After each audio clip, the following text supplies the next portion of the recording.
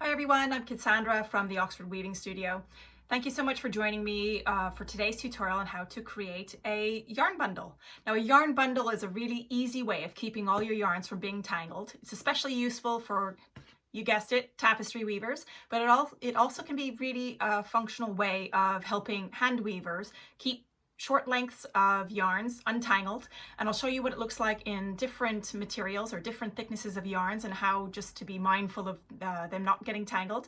But it's a really practical video. It's only a few minutes long, but it's really well worth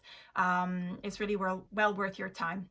So I hope you enjoy it. If you like this video, please do like it on YouTube, follow our channel. You can get in touch with us at Facebook or Instagram at Oxford Weaving Studio.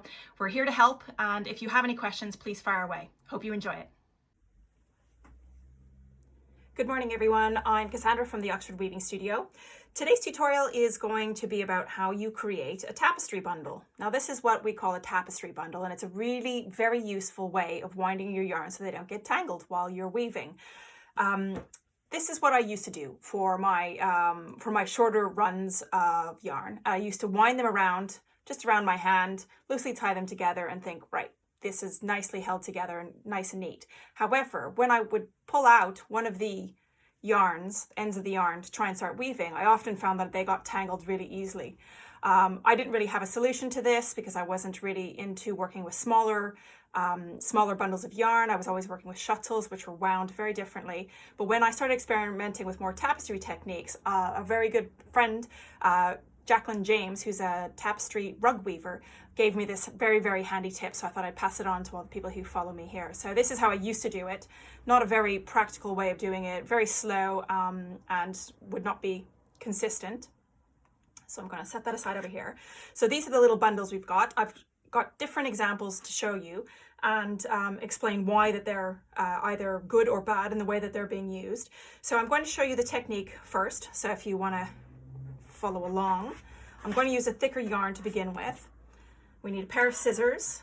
We will need some yarn, and I'm just going to unravel this one, and hopefully it doesn't get too tangled up, but I'm going to set it aside over here. Now, it's something to bear in mind is that I'm left-handed, so whatever I do, I tend to favor using my left hand for some of the movements. So I'm going to start with my right hand. You're going to lay your string, what I call the short end, that's going to be held at the back. That is the bit we're going to be pulling at the end. So you don't need that end at the moment. And you're going to be using your pinky finger and your thumb, and you're going to be winding a figure of 8 around both of these. So to show you very slowly, a figure of 8 all the way around, keeping going as far as you can until either your bundle gets really thick or you end up running out of yarn. So you keep going. You don't have to be too prescriptive here. You see how it doesn't look very pretty, but that doesn't matter. Once you get to a longer length of about, well, it depends on the thickness of yarn, but let's say this is about a foot long, you then take it and remove it from your fingers. So can you see here, you still have your tail at the back. You're going to remove it from your fingers. And I like to, again, I'm left-handed, so I use my left hand. So I've held it together, haven't let anything go, and I'm taking the longer working end and I'm wrapping around the center, like so. Now that's how you simply use a tapestry bundle. Now, can you also see here that when I go to pull it freely, and you'll see why it's so important, you hold the center, you don't unravel the center yarn, you hold it in place gently, and you're going to pull with your right hand. Now, you see how easy this unwinds. Because it was in the figure of 8, it never got tangled, and it all comes out really nice. So the thing that you have to bear in mind is, one, you don't want to, when you finish, you don't want to wind this around too tight, because the tighter you do it, it really pinches them together, and then it stops you from being able to pull them out. So just obviously you'll find the balance. So you pull it there very nicely and they come free. And one of the other things is then to mention is the different types of materials. Now, different types of yarn. So I experiment because I'm a hand weaver. I tend to work with, this is actually not very, very fine for a hand weaver. That's quite a fine for tapestry, but not for hand weaving. But can you see that there are different thicknesses of yarns that you can use with tapestry bundles? Now, this is, for me, my experience is that this is about as fine as you want to go when it comes to winding a bundle. And the reason for that is because when you're unwinding it, the thinner, the finer they are, the greater chances that they will start to tangle despite your efforts. Can you see here there's a little knot? So you do have to work through from your own experience what is the best thickness of yarn that you can use to create your bundles. So for me, this is not a very successful one, so I rarely, if ever, use this technique for finer yarns. However, for those of you working with tapestry, this is a tapestry rug yarn, and that's absolutely perfect.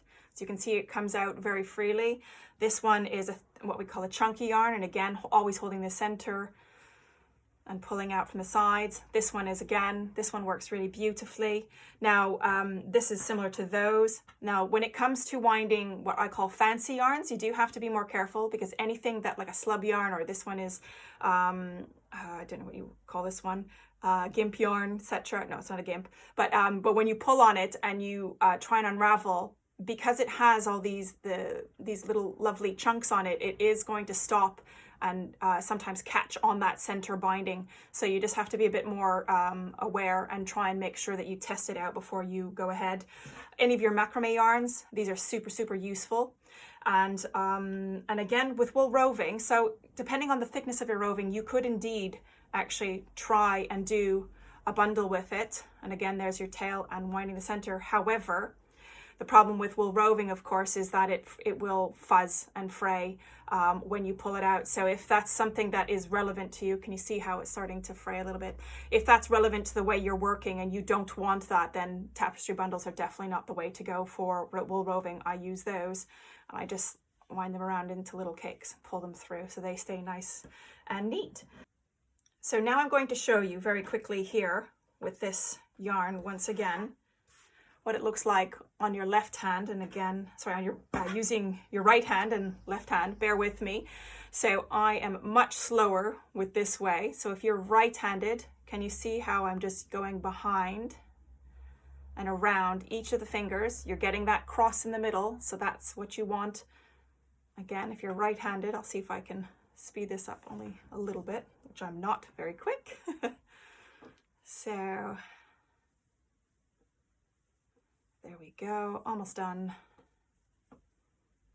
You've got your tail, and again, now you're removing it from your hand, and then you're winding it around in the center. Oops, left a shorter end there, that's okay. And now it should be able to pull out. And can you see as it unwinds what it's doing? It's very easily pulling out through there. So there you have it. So that concludes our video on how to use your bundles. You can use them for all types of different sizes, and you just have to bear in mind of a bit of practice and experience. You'll know which ones wind best for you. If you have any questions, please follow along with us at Oxford Weaving Studio on either Facebook or Instagram, or you can get in touch with us on the YouTube channel. If you like the video, please like this video and follow along on our YouTube channel, and we'd love to see you following along for some of our other techniques that we've got.